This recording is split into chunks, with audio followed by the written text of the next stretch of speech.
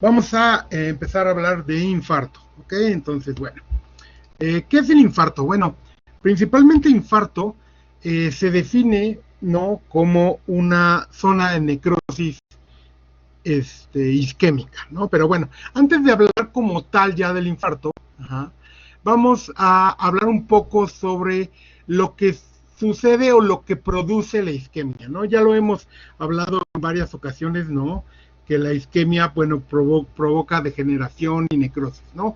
Pero bueno, dependiendo de varios factores, la isquemia puede producir desde la necrosis o la muerte del tejido, puede producir degeneración, puede producir atrofia, e inclusive puede ser que la isquemia sea tan de corta duración y de un vaso no importante, que eso lo vamos a traducir como que no hay ningún daño al tejido, ¿no? Entonces, bueno, ¿sale?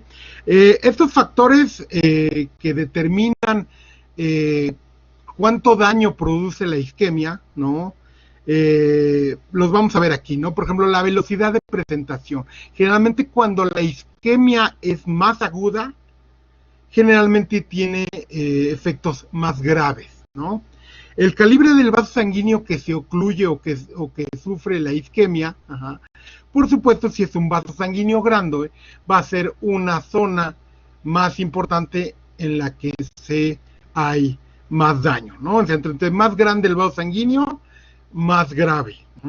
También el tipo de vaso sanguíneo es importante. Por ejemplo, generalmente cuando la obstrucción es del lado arterial, pues generalmente es más grave, ¿no? Otra de las cosas importantes es el tejido afectado, por dos razones, tanto por el tipo de circulación que tiene el tejido, sino también para sus efectos o sus requerimientos metabólicos. ¿Qué quiere decir esto?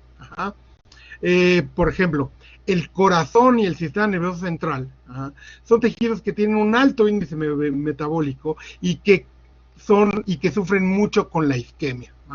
O sea, estos tejidos, cuando empiezan a sufrir isquemia, como requieren mucho oxígeno y requieren muchos nutrientes y todo eso, cuando sufren la isquemia van a tener lesiones más severas que, por ejemplo, el hueso o el tejido conectivo, ¿no? El hueso y el tejido conectivo son tejidos vascularizados, sí, pero que no tienen un alto índice metabólico, ¿no? Podemos ver inclusive, ¿no?, que morfológicamente, no histológicamente, las células del tejido conectivo y del hueso son células que tienen núcleos de cara cerrada, ¿no? O sea, tienen un metabolismo bajo. Sin embargo, el hígado, el corazón, el cerebro, sus células que lo componen generalmente tienen un alto índice metabólico, por lo tanto tienen un núcleo de cara abierta, ¿no? Entonces, bueno, eso es importante. Y otra cosa importante es el tipo de circulación que tiene el tejido. Y vamos a ver que hay como varias clasificaciones, ¿no?, anatomofuncionales de la circulación de los diferentes órganos y tejidos, ¿no? Entonces, bueno, vamos a empezar a hablar de esos tipos anatómicos de circulación, ¿no? La circulación término o la circulación terminal o la circulación término-terminal es bastante rara, prácticamente nada más la retina la tiene. ¿Y esto qué quiere decir? ¿No? Que bueno, si lo vemos aquí en el esquema, vemos que sale de la carótida interna dos ramas, una para cada ojo, que es la arteria oftálmica, ¿no? Esta arteria se va a encargar de darle irrigación a toda la retina. Habíamos comentado, ¿no?, en clases anteriores, ¿no?, que la retina es un tejido nervioso. Entonces, este tejido nervioso es irrigado por un solo vaso. El problema de esto es que si este vaso se ocluye a esta altura, por ejemplo, vamos a ver que toda esta parte, toda la retina completa, va a sufrir isquemia y va a sufrir un infarto. Si la oclusión está a esta altura, vamos a ver que toda esta zona va a sufrir isquemia y va a sufrir infarto. ¿Se acuerdan cuál era la causa que mencionamos? ¿Cuál era la causa principal de ceguera en el mundo? ¿Alguien se acuerda? Lo mencionamos en la clase de EMA. ¿Cuál es la principal causa de ceguera en el mundo?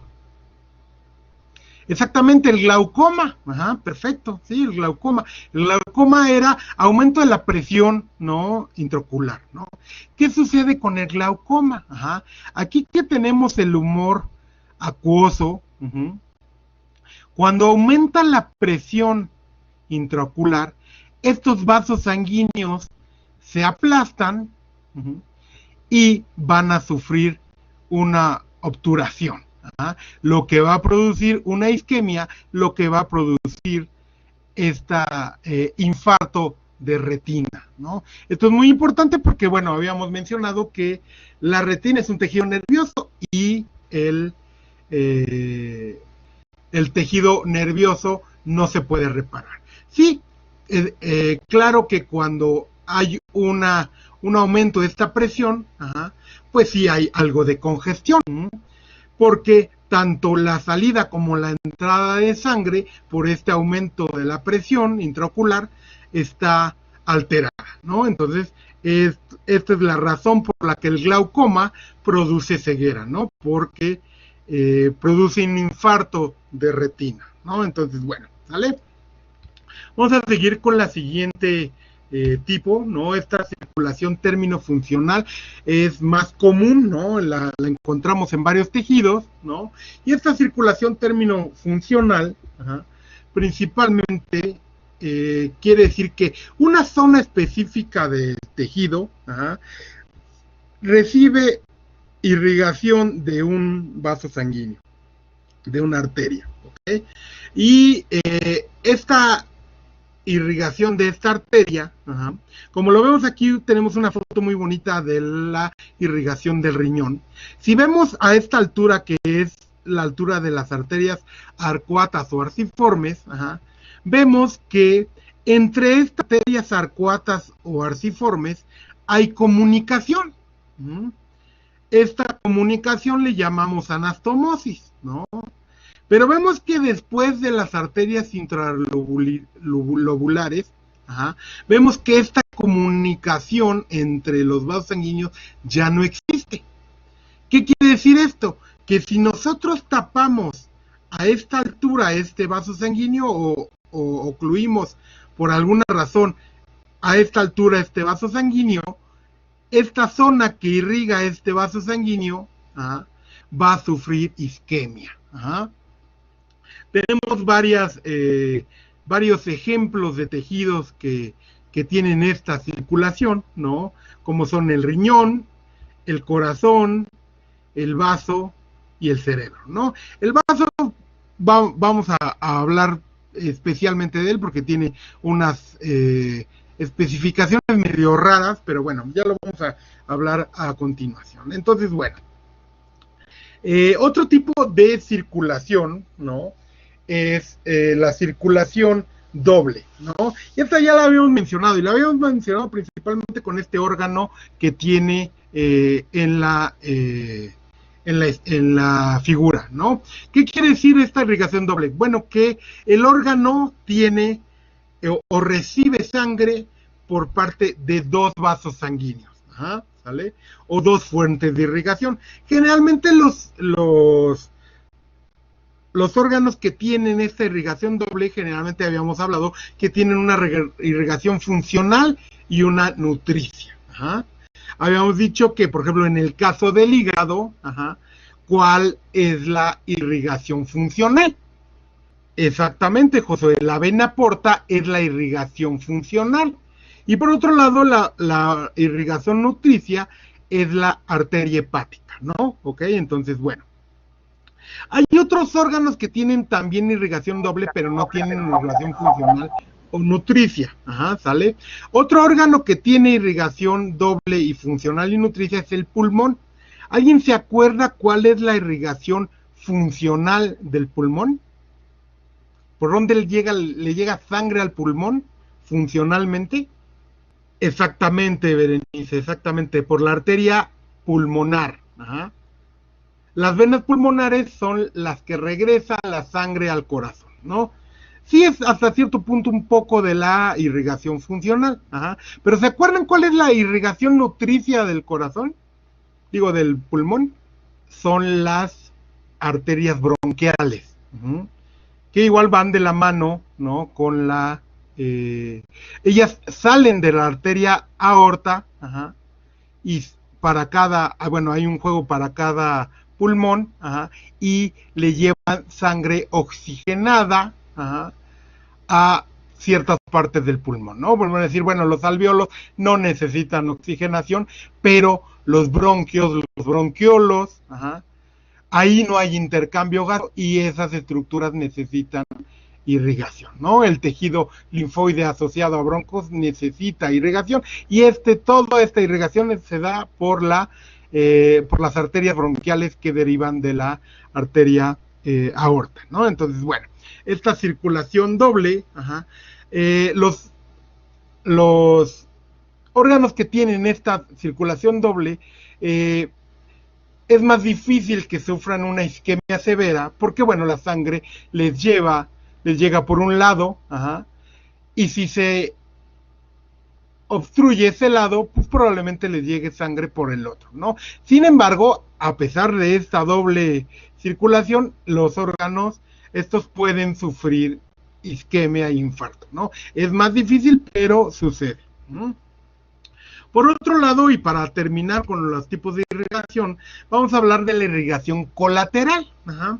La irrigación colateral quiere decir que el tejido está irrigado, ¿no?, por varios vasos sanguíneos, ajá, que tienen diferentes anastomosis, ajá, y aparte, ajá, tienen solapamientos. ¿Qué quiere decir esto, no? Aquí en el esquema lo podemos ver muy bien, ¿no? Por ejemplo, esta zona, ajá, si marcamos esta zona, voy a utilizar la pluma. Si marcamos toda esta zona, vamos a ver que esta zona es irrigada por 1, 2, 3, 4 vasos sanguíneos. Ajá. Si inclusive reducimos la zona, ajá, y reducimos esta zona de aquí, vamos a ver que esta zona está irrigada al menos por 2 vasos sanguíneos que se solapan unos a otros, ¿no? Entonces, este tipo de irrigación, ajá, tiene menos frecuencia a sufrir isquemia, ¿no? Aún, sin embargo, se puede sufrir isquemia e infartos en esto, ¿no? Ejemplos de órganos que tienen este tipo de irrigación, pues bueno, principalmente es todo el tubo digestivo, ¿no? Estómago y todos los intestinos tienen este tipo de irrigación, ¿no? El útero también, ajá, tiene esta irrigación, ¿no? Lo habíamos visto en este esquema que tiene el útero. Sin embargo, por ejemplo, el útero es uno de los órganos que tiene tanto esta irrigación colateral, ¿ah?, como una irrigación doble. El estómago también sufre, bueno, no sufre, sino más bien tiene este tipo de irrigación, ¿no? Si vemos, ¿no?, si algunos de ustedes ya está haciendo alguna iatrogenia en alguna clínica y ya está haciendo sus OVHs o óforosalpingohisterectomías, que ahora le llaman así, van a ver, bueno, les van a enseñar que en cirugía, que para hacer la OVH, ajá, tienen que cortar tanto la ovárica como la arteria uterina, ajá. Y si se fijan, esta arteria uterina, ajá, hace anastomosis con la arteria ovárica, ajá. Entonces, ¿qué sucede en este? Bueno, o sea, el útero tiene irrigación colateral, ajá, pero también tiene una irrigación doble, ajá. Entonces, igual, presenta dos tipos de irrigación, ¿no? En el estómago también sucede, ajá, algo parecido. Vemos que el estómago tiene una hipogástrica craneal y una hipogástrica caudal, que son dos arterias que irrigan al estómago, ¿no? Entonces, a pesar de que el estómago también tiene circulación colateral, ajá, también tiene hasta cierto punto una irrigación doble o circulación doble. Entonces, bueno, ¿ok? Muy bien.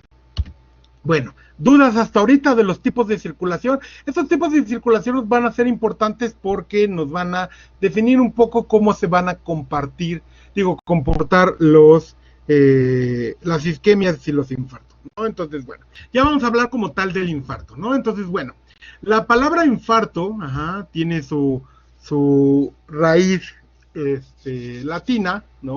Que quiere decir llenado, ¿no? Y vamos a ver por qué se llama llenado, porque tienen un aspecto así como si estuvieran llenos de sangre, ¿no? Entonces, bueno, la definición como tal, ¿no? Que más me gusta, es una zona de necrosis localizada, isquémica, en un órgano o tejido, ¿no? Es una zona de necrosis isquémica en un órgano o tejido.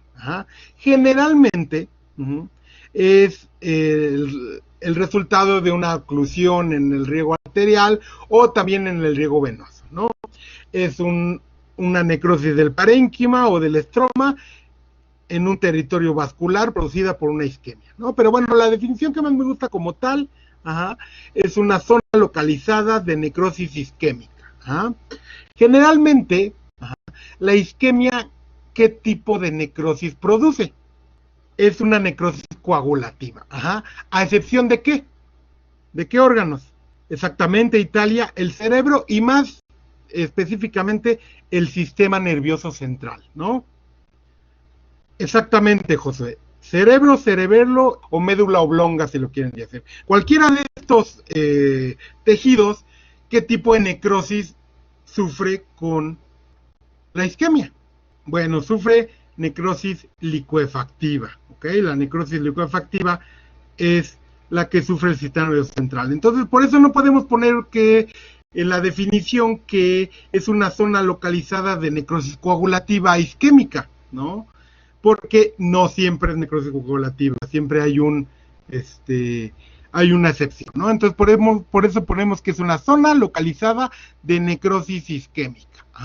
Generalmente esta zona localizada de necrosis isquémica está bien delimitada por cambios vasculares, ¿no? Ahorita vamos a hablar un poco de ellos, pero generalmente podemos agregar eso a esa definición. Es una zona bien delimitada de necrosis isquémica, delimitada por cambios vasculares, ¿no? Entonces, bueno, vamos a empezar a hablar del infarto, ¿no? Entonces, bueno, generalmente los infartos tienen forma de cuña o de triángulo, y en uno de los vértices del triángulo, o en el vértice agudo, está dirigido hacia la oclusión vascular, ¿no? Si lo vemos que es un infarto de riñón, vemos que tiene esta forma triangular o cuñiforme, y en este ángulo agudo es donde se sucedió la oclusión vascular, ¿no? Si regresamos tantito al esquema de su circulación del riñón, veamos que, por ejemplo, fíjense, seguramente la oclusión sucedió a esta altura, y vean, ¿no? Lo voy a hacer de otro color porque no se va a ver bien. Ok, sucedió la oclusión aquí y toda esta zona que irrigaba este vaso sanguíneo fue la que sufrió la necrosis, ¿no? O el infarto. Lo vemos así, ¿no? Aquí en este lado podemos ver que este riñón, pues bueno, tiene dos zonas de infarto, ¿no? O sea, hubo una oclusión aquí y hubo otra oclusión aquí que produjo esta forma cuñiforme, ¿ok? Entonces, bueno. Sin embargo, no siempre se alcanzan a ver así. Algunas veces los infartos no tienen esta forma o no se alcanzan a ver en esta forma porque están dentro, ¿no? Del tejido, ¿no? Acuérdense que en muchos casos estamos viendo, ¿no? En fotografías y todo eso, algo en 2D que tiene una estructura en tercera dimensión, ¿no? Entonces, no siempre se pueden ver aquí, ¿no? Entonces, bueno, las disposiciones del infarto, ¿no? Se pueden ver, ¿no? En órganos que tienen un hilio, ¿no? Como en el caso del riñón, ¿no? Vemos que la obstrucción fue aquí y se produjo el infarto en esta zona. ¿Ah? Sin embargo, vean, si la oclusión fue aquí, la zona de infarto es más pequeña, ¿no? Incluso vemos aquí dos pequeñas oclusiones donde la zona de infarto es muy pequeña, ¿no? Pero bueno, hay órganos que no tienen hilio, como en el corazón o el vaso, ¿no? En donde, dependiendo de dónde sea el vaso sanguíneo que se ocluye, pues será, cómo se presenta el infarto. ¿Okay? Entonces, bueno, fíjense, este es un caso clásico, ¿no? Lo habíamos hablado en varias ocasiones, ¿no? O es el infarto que ustedes conocen más, que es el infarto al miocardio, ¿no? Entonces, habíamos dicho que las arterias coronarias viajaban por todo, ¿no? La orilla entre los atrios y los ventrículos, estas arterias coronarias emitían, ¿no? Ramas que irrigaban, ¿no? A las diferentes porciones del corazón, ¿no? Si nosotros vemos que la oclusión es a esta altura, pues como dice el esquema aquí, toda esta zona se va a producir con infarto, ¿no? Como la estructura anatómica del corazón no permite tanto que se vea esta apariencia cuñiforme, algunas veces nada más vemos esta zona de necrosis, ¿no? Entonces, bueno, igual, al principio vemos, ¿no? Que en unas cuantas horas, bueno, antes de las primeras horas, la zona nada más puede sufrir con congestión o disminución en el riego.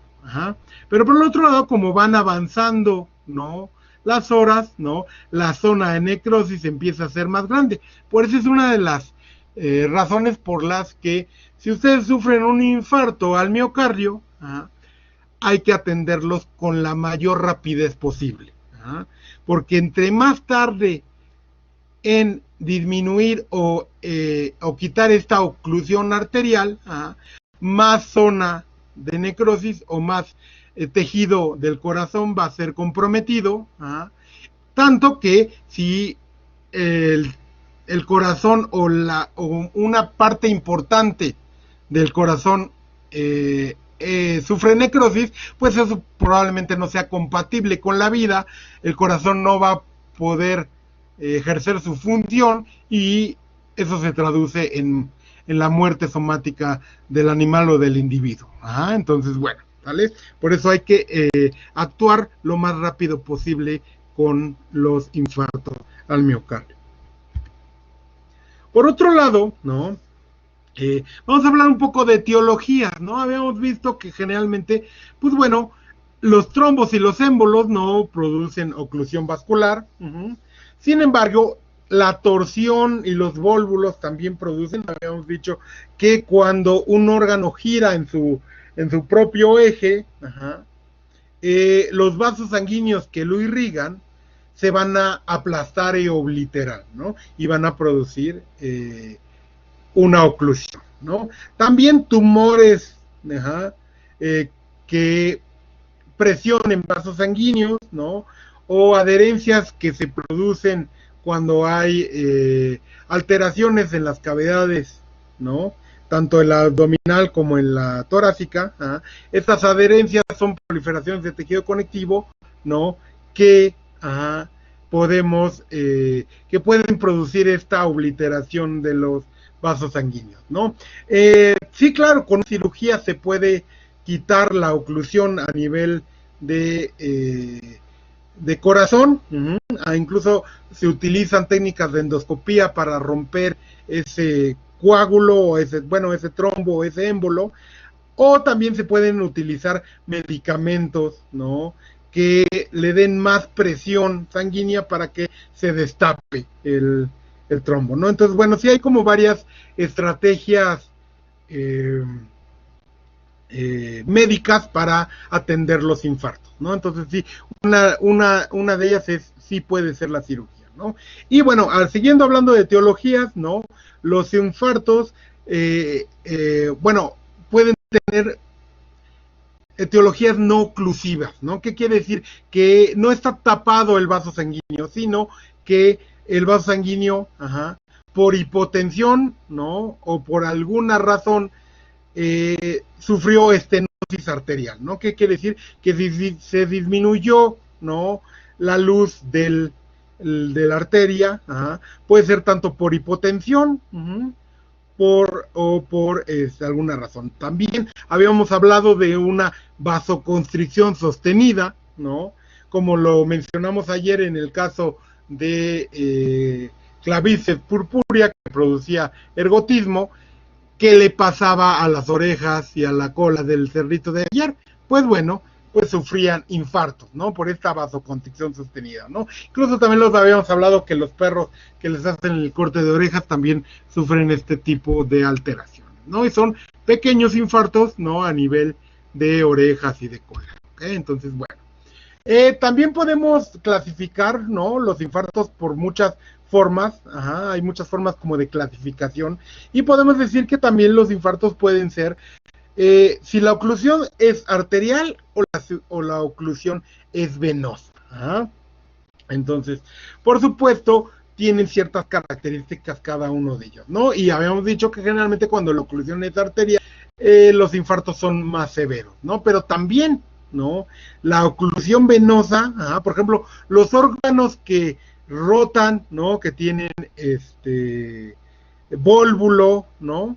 Generalmente lo que se obstruye son los vasos venosos, no tanto los vasos arteriales, ¿no? Entonces, bueno, vamos a hablar acerca de estos. Y estos tienen, por su localización, ciertas características, o le dan ciertas características al infarto, ¿no? Entonces, bueno, habíamos hablado que también hay infartos dependiendo del color, ¿no? Y generalmente este color se da porque en la zona de infarto haya o no haya eritrocitos, ¿no? Entonces, bueno, dicen que los infartos blancos, les llaman anémicos, son infartos que en la zona de infarto no tienen eritrocitos, ¿no? Por otro lado, existen los infartos rojos, o hemorrágicos, que en la zona del infarto tienen eritrocitos, ¿no? Esto va un poco de la mano del tipo de irrigación, pero también va de la mano un poco también del tiempo en que sucede el infarto, ¿no? Ahorita vamos a hablar un poco de ellos. Incluso, la clasificación menciona que, por ejemplo, los infartos, ¿no? Arteriales son infartos blancos y los infartos venosos son infartos rojos. Sin embargo, no siempre es así. Ahorita vamos a hablar específicamente de cuándo suceden este tipo de cosas. Entonces, bueno, ¿qué sucede con los infartos blancos o los infartos anémicos, ¿no? Pues muy fácil, ¿no? Aquí vemos, ¿no? Un flujo sanguíneo normal, y en el número 2 vemos la oclusión, ¿no? La oclusión no va a permitir que la sangre fluya hacia el tejido normalmente. ¿Qué es lo que va a suceder en esta zona del tejido? Pues bueno, va a producir un infarto blanco. Si vemos aquí en el árbol, vemos que esta zona es donde está la oclusión, y todo esto no va a recibir sangre, no va a tener eritrocitos esta zona, y se va a producir un infarto blanco. Por otro lado, ¿no? Los infartos rojos o hemorrágicos generalmente suceden cuando la oclusión es del lado venoso, y la salida de sangre va a estar alterada, por lo que esta zona no le va a llegar sangre oxigenada, porque está llena de esta sangre no oxigenada, y esta zona va a sufrir la necrosis, ¿no? Este tipo de infartos es comunes, ¿no? En torsiones o en alteraciones del sistema digestivo, ¿no? Vemos aquí también que este tipo de infartos se producen, estos infartos rojos se producen cuando la oclusión sucede en órganos que tienen irrigación doble o irrigación colateral. Porque bueno, esta zona sufre de isquemia, pero no una isquemia tan severa, como habíamos visto en la anterior, donde aquí no hay nada de sangre, ¿no? Los órganos que tienen irrigación doble o irrigación colateral, como las anastomosis hacen que llegue sangre por otro lado, pues la zona de infarto sí va a tener eritrocitos, ¿no? Entonces, bueno, esa es la razón. Y ya pensando en esto, pues vamos a ver que, bueno, hay ciertos órganos que producen infartos blancos y ciertos órganos que producen infartos rojos, ¿no? Aquí es lo que habíamos hablado, ¿no? Si la oclusión sucede antes del tejido que sufre anastomosis, pues van a seguir llegando eritrocitos, ¿no? Sucede así o en órganos que tienen una irrigación doble. Por ejemplo, aquí vemos un vaso, ¿no? Y el vaso generalmente tiene una irrigación término funcional, habíamos dicho, ¿no? Sin embargo, el vaso empieza a sufrir tanto infartos blancos como infartos rojos, ¿no? Esto es un pulmón, no se alcanza a ver muy bien, pero bueno, este es un infarto rojo de pulmón, este es un infarto blanco de vaso, ¿no? Ahorita vamos a hablar específicamente qué sucede con el vaso, ¿no? Entonces, bueno, a partir de esto, ¿no? De los tipos de irrigación y todo eso, podemos hablar que generalmente los infartos rojos suceden cuando hay una irrigación doble o colateral. Y los infartos blancos suceden cuando hay una irrigación término-terminal o término-funcional, ¿no? Entonces, bueno, los órganos que sufren infarto blanco, pues estamos hablando de la retina, el corazón, el riñón y el sistema nervioso central, ¿no? Y los órganos que sufren infarto rojo, pues bueno, el pulmón, el hígado, el tubo digestivo, el útero. Sin embargo, aquí tenemos con asterisco el vaso. Habíamos hablado, cuando estábamos hablando de irrigaciones, que el vaso tenía una irrigación término-funcional. Entonces, por definición, el vaso debería de sufrir infartos blancos. Sin embargo, como la estructura histológica del vaso, el vaso tiene dos materias, ¿no? Dicen que, bueno, tiene dos zonas, ¿no? La materia o la zona o la pulpa roja y la pulpa blanca. ¿Quién me puede decir en el vaso qué es la pulpa blanca?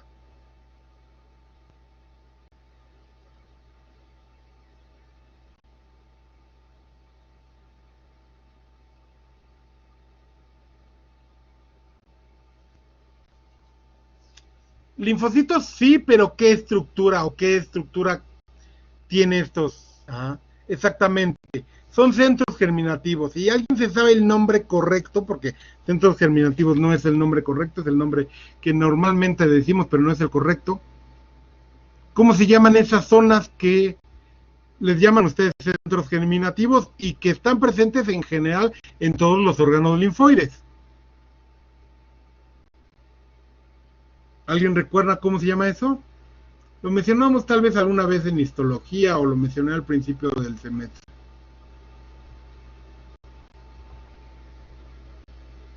¿No, nadie? Se llaman linfonódulos.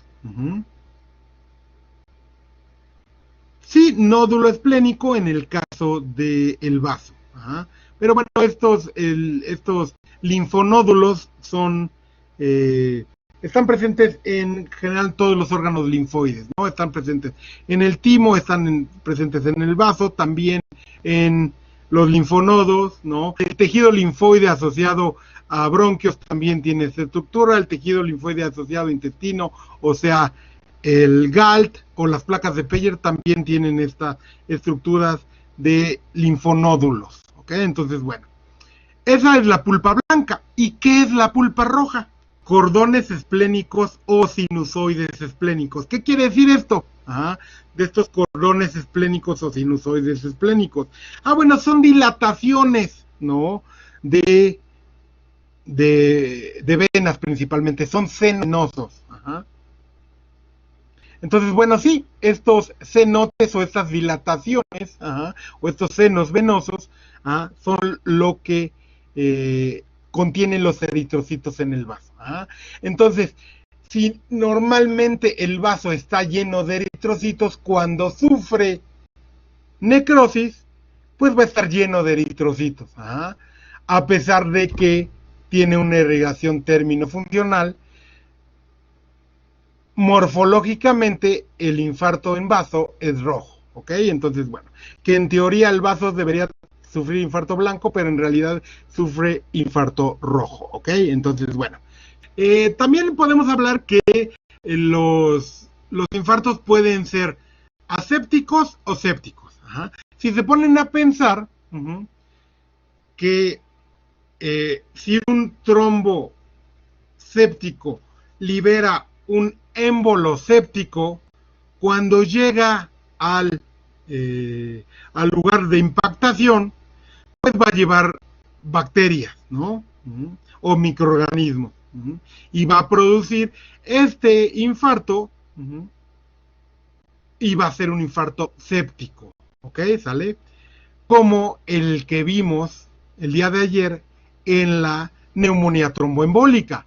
La neumonía tromboembólica que sufren los bovinos produce infartos en el pulmón, pero son infartos sépticos, ¿no? Por eso, aparte del infarto, se produce la neumonía, ¿ok? Entonces, bueno. Y también podemos clasificar los infartos por su tiempo de evolución. Y podemos decir también que los infartos, todos cuando suceden o cuando tienen poco tiempo de suceder, los infartos son rojos. Los infartos, como van avanzando en el tiempo, si es un órgano que sufre infartos blancos, como en el caso del riñón, con el tiempo, estos eritrocitos que estaban atrapados en la zona de infarto, o son degradados o son eliminados por vía venosa y se transforma en un infarto blanco.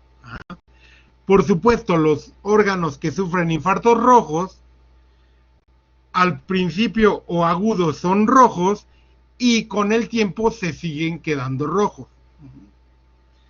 Pero cuando pasó mucho tiempo después de que sucedió el infarto, toda esa zona de necrosis,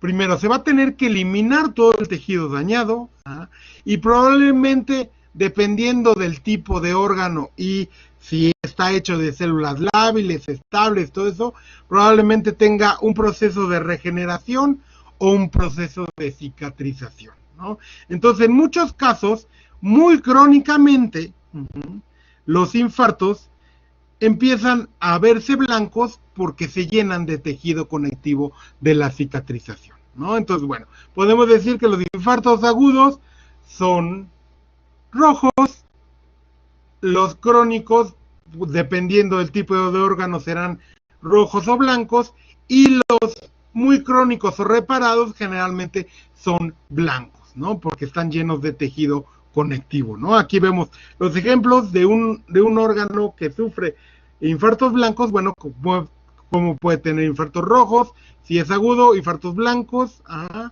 y infartos reparados con tejido conectivo, ¿no? Entonces, bueno, ¿cómo es la morfología de los infartos? ¿No? Habíamos hablado que tienen generalmente este aspecto cuneiforme y todo eso, pero bueno, ¿qué sucede, no? Por ejemplo, aquí esta zona más clara, que esta zona de necrosis coagulativa, pues bueno, este es un infarto al miocardio, ¿sale? Pero, en un órgano que sufre infartos rojos, estas zonas enrojecidas, aumentadas de tamaño, pues son estos infartos rojos, ¿no? Este es un pulmón con infartos rojos, ¿no? Este es un pulmón de una neumonía tromboembólica, como habíamos mencionado en la clase de ayer, ajá, y bueno, estos son infartos rojos de pulmón. Aquí vemos, ¿no? Un riñón, ¿no? Con un infarto blanco, ¿no? Pero bueno, quiero que vean ciertas características que tiene este infarto. En los otros se pueden ver, no tanto, pero en esta del riñón se puede ver bastante bien, ¿no? Si se fijan, es la zona de necrosis, véanla, pero vean que lo delimita. Se ve una estructura o una zona ligeramente roja, ¿no? Claro, aquí la delimitación es en general la zona roja, pero en este riñón se alcanza a apreciar mucho mejor, ¿no? Esta zona es la zona de infarto y está delimitada por estos cambios vasculares. Ajá. Y lo mencionamos al principio cuando dijimos la definición, ¿no?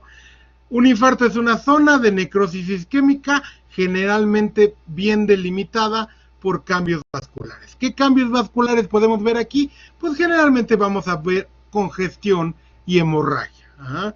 Porque esta zona que probablemente no esté sufriendo el infarto, está sufriendo la congestión, ¿no? O la hemorragia, ajá, debido a la degeneración o al daño de los vasos sanguíneos que están sufriendo un poco de isquemia en esta zona, ¿no? Entonces, bueno, así es como generalmente se presentan estos infartos, ¿no? Una zona de necrosis isquémica bien delimitada por cambios vasculares, ¿no? Y si lo vemos, ajá, también tiene esta estructura triangular o cuñiforme que habíamos mencionado con anterioridad, ¿no? Probablemente el vaso sanguíneo que se obstruyó estuvo a esta altura, ¿no? Entonces, bueno, y por el tipo de irrigación del riñón. ¿Cómo se ven histológicamente? ¿No? Bueno, pues histológicamente, pues vamos a ver, ¿no? Por ejemplo, en este que es un infarto al miocardio, pues bueno, vamos a ver que se pierden los núcleos, ¿no? De las células musculares, ¿no? Ajá. Se conserva relativamente la arquitectura, ¿no? En el caso del sistema nervioso central, ¿no? Que es esta zona de infarto, esta zona de aquí o esta zona de acá, ¿ah?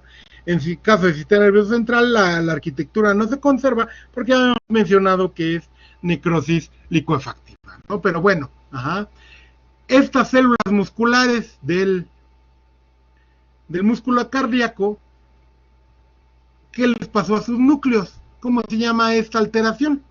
Exactamente, cariolisis. Ajá. ¿Y cómo se llaman cuando estos núcleos están muy pequeños? Perfecto, chicos, perfecto, pignosis, ¿no? Ajá.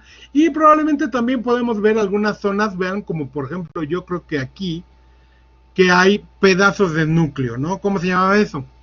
Cariorexis, muy bien, muy bien. Entonces, bueno, y podemos ver generalmente las evidencias nucleares de la necrosis, ¿no? Entonces, bueno, vamos a seguir viendo. ¿Qué órgano es este? Pulmón, perfecto. ¿Sale? Estas zonas rojas son las zonas de necrosis y las zonas de infarto, ¿no? Este es el pulmón, ¿no? Este es el histopatológico del pulmón que habíamos visto anteriormente. Este es el histopatológico. Bueno, vemos varias alteraciones, ¿no? Vamos a ver, a mencionarlas, ¿ok? ¿Sale? En general vemos que la pared alveolar se encuentra como engrosada. Fíjense cómo vemos la pared alveolar engrosada. Está engrosada porque está llena de eritrocitos, ¿no? El capilar de la pared alveolar está engrosado porque está dilatada y lleno de eritrocitos. ¿Cómo se llama esa lesión? Muy bien, Italia, muy bien, Mariana. Eso es congestión. Pero por otro lado, fíjense, vemos, aquí está el alveolo. Claro, no se alcanza a ver muy bien, pero bueno, aquí está el alveolo. El alveolo en su luz tiene eritrocitos. ¿Cómo se llama esa lesión? Muy bien, Valeria. Sí, hemorragia, ¿no? Entonces tenemos congestión y hemorragia. ¿ok? ¿Sale? Y esta zona, ¿no? Donde es la zona de necrosis, uh-huh, está llena de eritrocitos, ¿no? Todas estas zonas de necrosis están llenas de eritrocitos, ¿ok? Entonces, bueno, estas son las zonas de infarto, ¿ok? Por otro lado, lo vamos a empezar a ver en algunas clases, ¿no? Vamos a ver que hay un infiltrado inflamatorio aquí. Todas estas células que están presentes aquí, claro, estamos muy lejos, ¿no? Pero yo sí sé que son. Son neutrófilos. Todas estas zonas son zonas de neutrófilos, ¿no? Es un infiltrado inflamatorio compuesto principalmente por neutrófilos, ¿no? Lo vamos a ver en algún tiempo, cuando veamos inflamación, que cuando la inflamación está mediada principalmente por neutrófilos, le llamamos que es una inflamación purulenta. Y generalmente las bacterias de tipo piógeno son las que suceden en este tipo de inflamación, ¿no? Si nos ponemos a pensar que esto es una neumonía tromboembólica, las bacterias que llegaron a este pulmón, ¿de dónde vienen? Exactamente, provinieron del rumen. Tal vez hicieron un paso al hígado. ¿Se acuerdan que producía también como abscesos en hígado? Pero en general provienen directamente de rumen, ¿no? Entonces, muy bien. Entonces, sí, probablemente esta es la laminilla de esta neumonía tromboembólica, ¿ok? Entonces, bueno. Muy bien. Igual también, ¿no? Podemos ver, ¿no? Cuando la necrosis pasó mucho tiempo, esta necrosis coagulativa empieza a ser invadida por células inflamatorias, ¿no? Y empiezan a degradar este tejido, ¿no? Y tal vez ya este aspecto de conservación de la arquitectura no es tan fácil de ver, ¿no? Porque esa es una zona que ya pasó bastante tiempo de que sucedió la necrosis, ¿no? Entonces, bueno. Veamos, aquí vemos también otras, ¿no? Otro infarto de riñón, ¿no? Y la zona de necrosis, ¿no? Vean cómo está relativamente delimitada por cambios vasculares, ¿no? Cuando vemos histología un poco, que vamos a ver algunas de las laminillas mañana y todo eso, y la próxima semana, vamos a ver esto del infarto y vamos a ver cómo está delimitada por estos cambios vasculares, ¿no? En el caso de miocardio, no vemos la zona de necrosis, ¿no? Y en el histológico, ¿no? Vemos cómo las células, las células musculares estriadas, bueno, aparte que han perdido la estriación,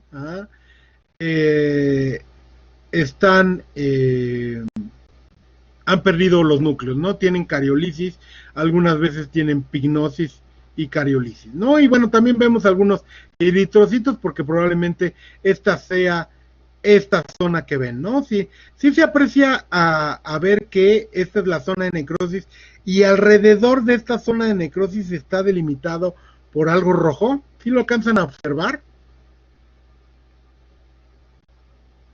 Ok, perfecto. Esa es la delimitación de cambios vasculares. Les digo, probablemente aquí haya congestión y hemorragia, ¿no? Aquí en este caso, estos eritrocitos que están entre las fibras musculares y encima de estas fibras musculares están en hemorragia, ¿ok? Entonces, bueno, probablemente este corte es de esta zona límite, ¿no? Entre la zona de necrosis o de infarto y estos cambios vasculares, ¿ok? Entonces, bueno. Aquí vemos un poco más, ¿no? Lo mismo, un infarto miocardio, ¿no? Es la pérdida de la extracción, la pérdida de los núcleos, ¿no? Esta es una zona más importante, pero aquí quiero que vean, ¿no? Algo que sucede con el tiempo.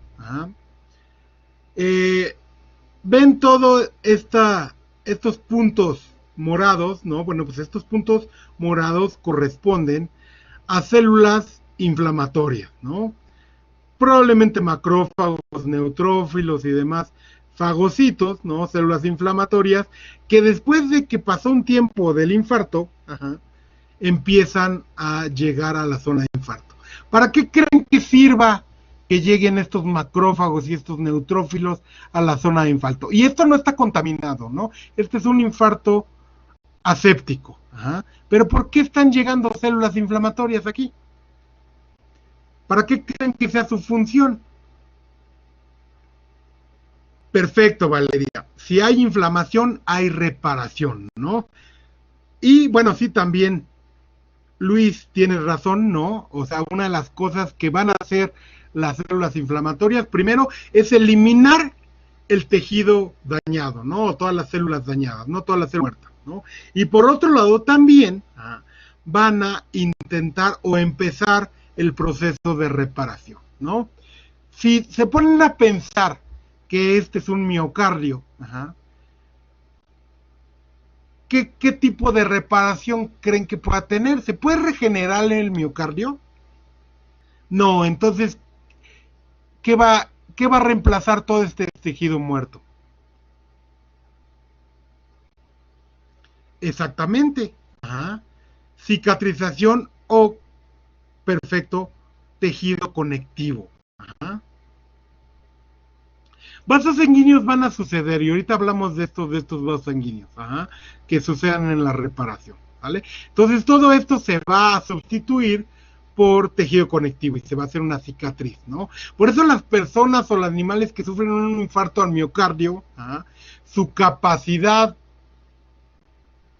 aeróbica, ¿no? Y su capacidad cardíaca se ve reducida, porque toda esta zona que se murió no va a tener una función correcta, porque el tejido conectivo no se contrae, ¿no? Entonces, por eso, si la zona de infarto es muy grande, no puede ser compatible con la vida, ¿no? Y las personas que sufren un infarto al miocardio generalmente van a tener secuelas de por vida, porque esta zona que se perdió de miocitos no se va a recuperar. Entonces, bueno, hablamos y Mayra dijo vasos sanguíneos. Sí, claro, va a haber vasos sanguíneos, lo vamos a ver cuando veamos reparación, pero después de una zona de necrosis, ¿no?